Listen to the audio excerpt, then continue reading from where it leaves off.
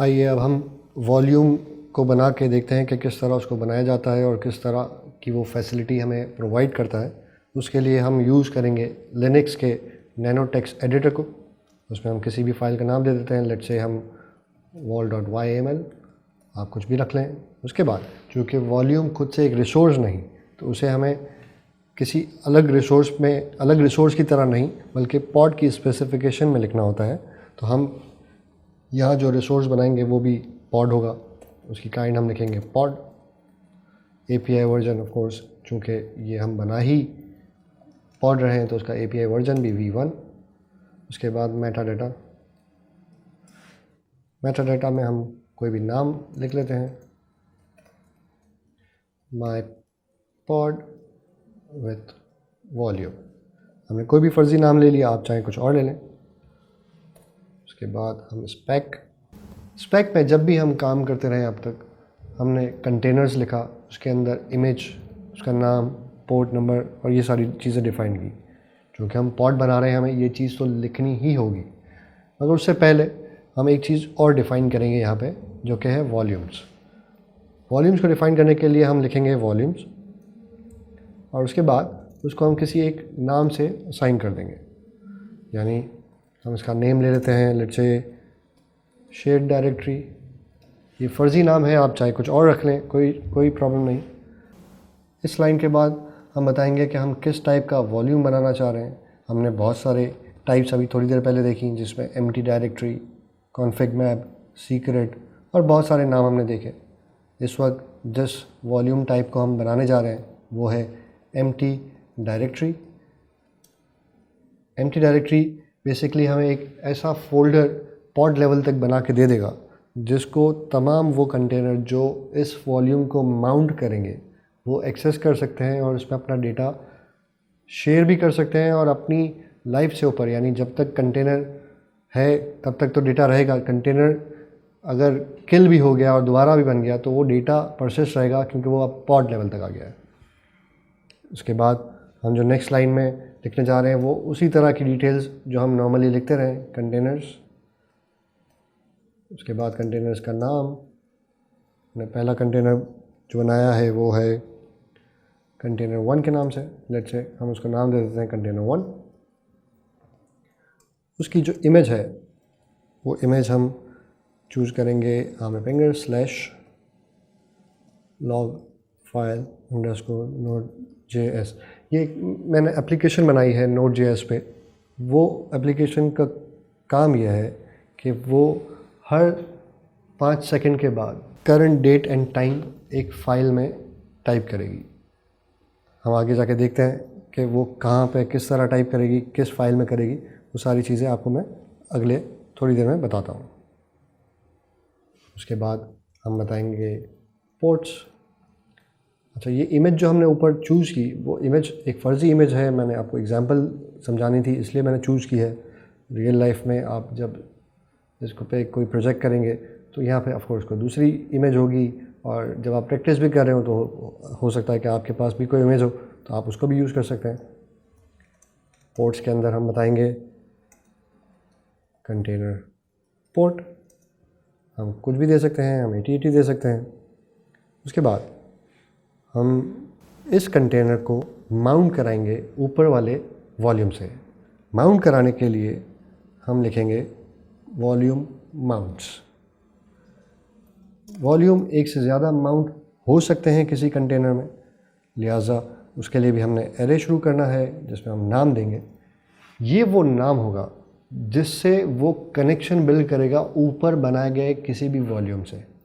आप एक पॉड की स्पेसिफिकेशन में ऊपर जहाँ पे आपने एम्प्टी डायरेक्टरी टाइप का एक वॉल्यूम बनाया है, उसका एक नाम दिया है, उसके अलावा भी उसी लाइन में नीचे आके आप मज़ीद वॉल्यूम्स भी बना सकते हैं।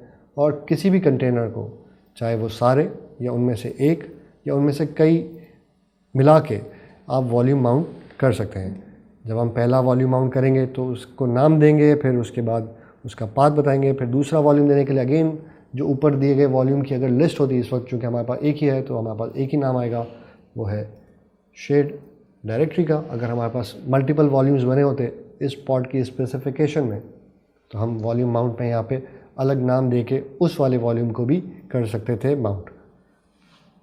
नाम देने के बाद अब हमने कनेक्शन तो इस्टेब्लिश कर दिया कि ऊपर बने हुए एक वॉल्यूम को हम माउंट करेंगे, यानी ये कंटेनर माउंट करेगा और फिर इस फोल्डर को यूज करेगा और जो भी डेटा वो सेव करेगा कंटेनर, वो इस शेयर्ड डायरेक्टरी का जो वॉल्यूम है उस पर जाके सेव होगा।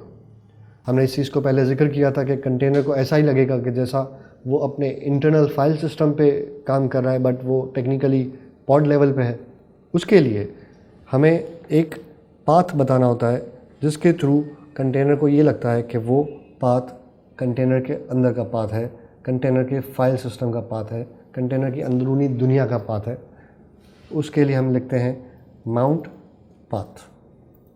माउंट पाथ एक ऐसा पाथ जो कंटेनर को हम बताएंगे कि अपने फाइल सिस्टम पे रहते हुए एप्लीकेशन या किसी भी तरीके से इस वाले फ़ोल्डर में जो भी फाइल्स या फोल्डर बनेंगी वो कंटेनर को तो यही लगेगा कि हमारे पास इसी फाइल सिस्टम पे बन रही है, बट टेक्निकली वो पॉड लेवल पे वॉल्यूम से बन रही होगी।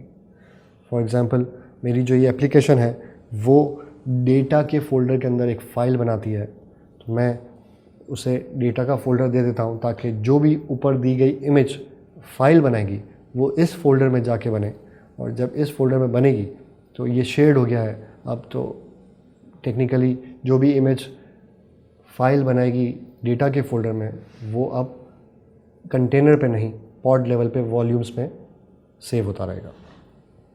इसको हम देखेंगे भी, इसका नमूना भी देखेंगे कि किस तरह उसने सेव किया। उसके बाद लेट्स से हमारे पास सेकंड कंटेनर भी है जिसको हम शेयर भी कराएंगे ये सारी चीज़ें। उसको हम नाम दे देते हैं सेकंड एरो। हमने शुरू किया, स्पेसेस का ख्याल रखना होगा कि ज़्यादा ना लग जाए। सेकंड कंटेनर को नाम हम कंटेनर 2 दे देते हैं। हमारी मर्ज़ी है, हम नाम चेंज भी कर सकते हैं। यहाँ पे इमेज हम कुछ और दे देते हैं, लेट्स से इंजनएक्स की इमेज दे देते हैं जो कि सिर्फ वेब सर्वर है, इसका कोई दूसरा काम नहीं है, कोई एप्लीकेशन दूसरी हमारे लिए नहीं चलेगी। इंजनएक्स का एक वेब सर्वर बन जाएगा, सिर्फ टेस्टिंग पर्पज़ के लिए ये यूज़ कर रहा हूँ। आप चाहे कोई और यूज़ कर लें, कोई प्रॉब्लम नहीं। पोर्ट दे देते हैं हम।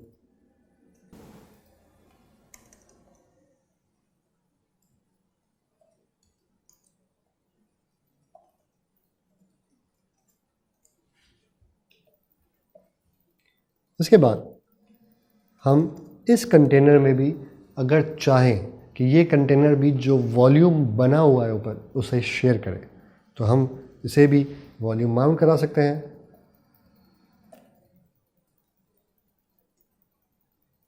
वॉल्यूम माउंट्स के अंदर हम बताएंगे दोबारा से कि किस नाम वाले वॉल्यूम को माउंट कराना है। चूँकि हमारे पास ऊपर है ही एक, तो उसका नाम भी हमने यही लिखना है जो ऊपर लिखा है, शेयर डायरेक्टरी। इसके बाद हम यहाँ भी बताएंगे कि हमारा पाथ कौन सा होगा। हमने माउंट पाथ करना होगा ताकि हम एक फ़ोल्डर का नाम बता सकें। अब हमारी मर्ज़ी है कि हम सेम नाम का फ़ोल्डर बनाएं जो हमने फर्स्ट कंटेनर, जो कंटेनर 1 है, उसमें दिया, या हमारी मर्ज़ी है कि हम नाम चेंज कर दें। हम फ़ोल्डर का नाम फॉर एग्ज़ाम्पल var/c-2 रख लें। अगर ये फ़ोल्डर पहले से नहीं भी बना होगा तो कंटेनर सिस्टम के साथ साथ ये फ़ोल्डर भी बन जाएगा। और अब इस कंटेनर के लिए डेटा का फ़ोल्डर नहीं, रूट पे var और फिर उसके आगे c-2 का एक फ़ोल्डर है जिसमें ये कंटेनर जो कोई भी फाइल रखेगा वो हमारे पॉड लेवल के वॉल्यूम्स तक चला जाएगा। अब इसके साथ साथ मैं आपको ये भी बताऊंगा कि जब कंटेनर 1 कोई फ़ाइल बनाएगा और वो वॉल्यूम्स में जाएगा, कंटेनर 1 अपने इस डेटा फोल्डर में फ़ाइल सेव करेगा, वो टेक्निकली बैकग्राउंड में वॉल्यूम पे सेव होगा जो कि पॉड लेवल पे है। जैसे ही वो वहाँ सेव होगा, इस कंटेनर को इस फोल्डर में वो फाइल विजिबल हो जाएगी। अगर ये कंटेनर 2 कोई भी फाइल इस फोल्डर में सेव करेगा तो उसे फर्स्ट कंटेनर को डेटा के फोल्डर में वो फाइल भी विजिबल हो जाएगी। आइए इस फाइल को हम सेव करते हैं Ctrl+X से। इसके बाद Y दबा के यस, एंटर दबा के बाहर आ गए। अब kubectl क्रिएट -f की कमांड से इस पॉड को हम बनाते हैं। लगता है हमने कोई मिस्टेक कर दी है, हम स्पेलिंग मिस्टेक कर दी है पॉड की। आइए दोबारा से फाइल में जाते हैं और पॉड नहीं, पोर्ट्स, एस लगा के हम इस फाइल को सेव करते हैं, कंट्रोल एक्स वाई। आइए हम CAT कमांड से पहले चेक भी कर लेते हैं कि जो चीज़ हमने लिखी है वो ठीक है। आप देख सकते हैं कि हमने पहले काइंड लिखी है, फिर API वर्जन लिखा है पॉड का, फिर पॉड का मेटा डाटा यानी पॉड का नाम लिखा है। उसके बाद हमने पॉड लेवल पे एक वॉल्यूम बनाया और फिर पॉड लेवल पे ही कंटेनर्स बनाए जिसके अंदर 2 कंटेनर्स हैं। आइए इस फाइल को हम बनाते हैं। इस फाइल की मदद से हम पॉड बनाते हैं। kubectl create -f की कमांड से हम पॉड बनाएंगे।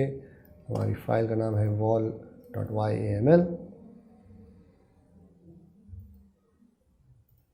आप देख सकते हैं आपकी स्क्रीन पे कंफर्मेशन आ गई है कि एक pod my pod with wall के नाम से बन चुका। आइए kubectl get pod की कमांड से चेक कर लेते हैं। आप देख सकते हैं कि इस वक्त कंटेनर क्रिएटिंग के प्रोसेस में है और उसके अंदर 2 कंटेनर्स हैं जिसमें से इस वक्त 0 रेडी है क्योंकि कंटेनर क्रिएटिंग के प्रोसेस में इस वक्त चल रहा है। आइए हम kubectl get pod -w यानी वॉच की कमांड जो स्क्रीन पे पॉड की चीज़ को चेंज होते हुए, बिल्कुल आप देख सकते हैं कि आपकी स्क्रीन पे पॉड चल चुका है। -w का मैं बता रहा था, -w टेक्निकली ये काम करता है कि आपकी जो ये लिस्टिंग है पॉड की, इसे आपकी स्क्रीन पे रोक देता है, आपको टर्मिनल नहीं देता।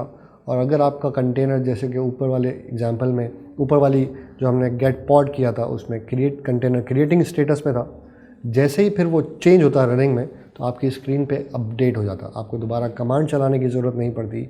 इस -w यानी इस वॉच से आपने उसको इस तरह कर दिया कि वो आपकी स्क्रीन पे ही रहेगा। अगर कोई चीज़ चेंज होगी तो आपकी स्क्रीन पे विजिबल हो जाएगी। ये kubectl गेट पॉड्स के साथ अक्सर आप यूज़ करते हैं। कंट्रोल C दबा के आप दोबारा टर्मिनल पे आ जाते हैं क्योंकि वो रनिंग स्टेट पे ऑलरेडी आ चुका है। हम स्क्रीन को क्लियर करते हैं और एक मरतबा दोबारा हम लिस्टिंग चेक करते हैं गेट पॉड से।